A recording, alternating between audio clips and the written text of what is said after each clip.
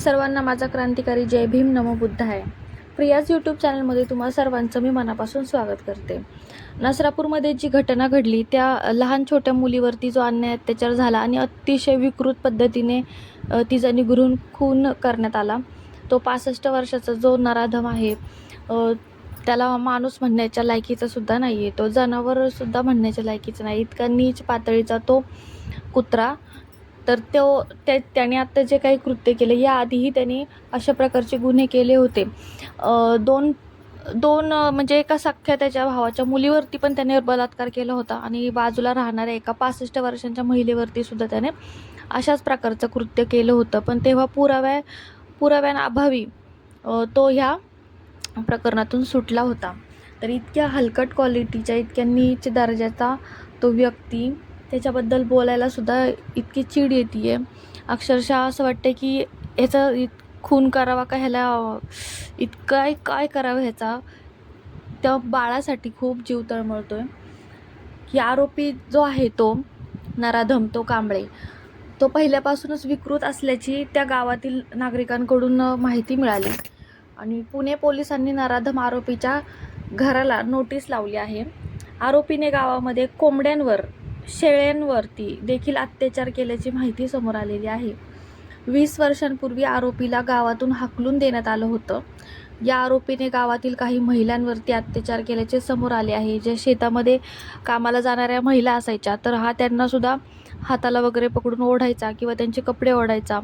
त्यांच्यावरती वृत्तीने, अतिशय वाईट वृत्तीने, मानसिकतेने त्यांना हात लावण्याचा, स्पर्श करण्याचा तो प्रयत्न करायचा. तर तो किती नीच दर्जाचा आहे हे त्या गावामध्ये महिलांना आणि पुरुषांना माहिती होतं. त्यामुळे त्याच्याशी शक्यतो कोणी संपर्क पण नव्हते करत आणि त्याच्यापासून लांब राहण्याचाच प्रयत्न करत होते. तो गावात असताना महिला शेतामध्ये जायला सुद्धा घाबरायच्या.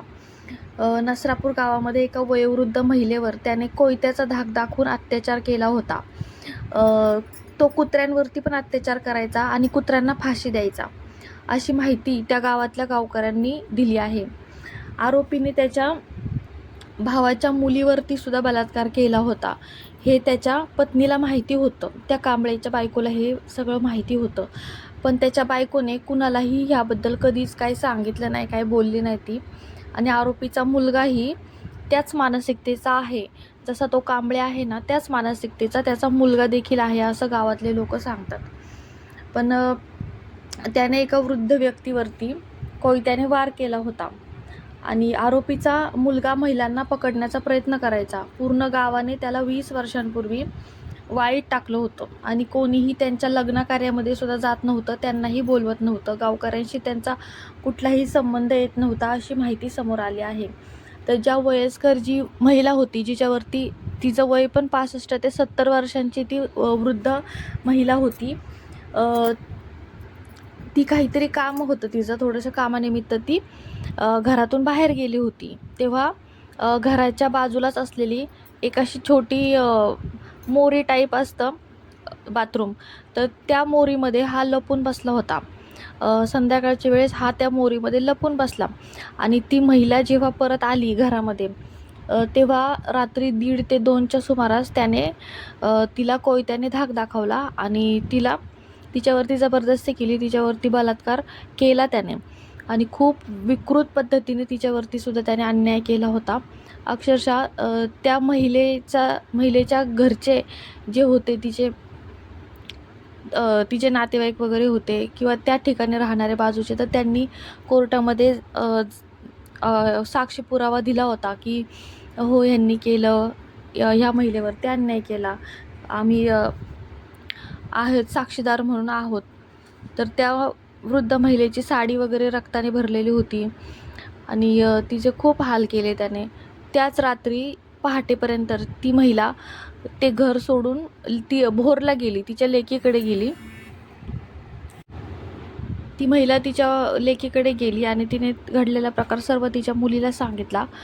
त्यावेळी त्या महिलेच्या जावयाने ह्या गावामध्ये येऊन, नसरापूर गावामध्ये येऊन, त्या आरोपीला त्याच्या विरोधात तक्रार पण केली होती आणि त्याला गावातून हद्दपार करा किंवा त्याला गावामध्ये पुन्हा प्रवेश देऊ नका, अशा प्रकारे खूप हा विषयसुद्धा त्यांनी लक्ष देऊन ह्या विषयामध्ये लक्ष दिलं होतं त्या महिलेच्या जावयाने.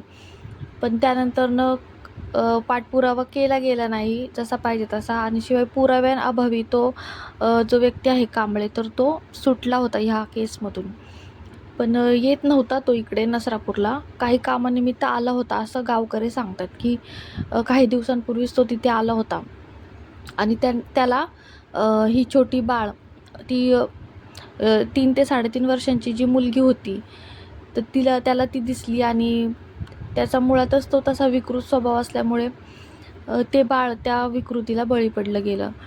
तरी कृपया करून माझी ही विनंती आहे, की त्या बाळाला न्याय मिळाला पाहिजे, आणि ह्या विकृत स्वभावाच्या माणसाला कठोरातली कठोर शिक्षा लवकरात लवकर व्हावी, अशी मी इच्छा व्यक्त करते.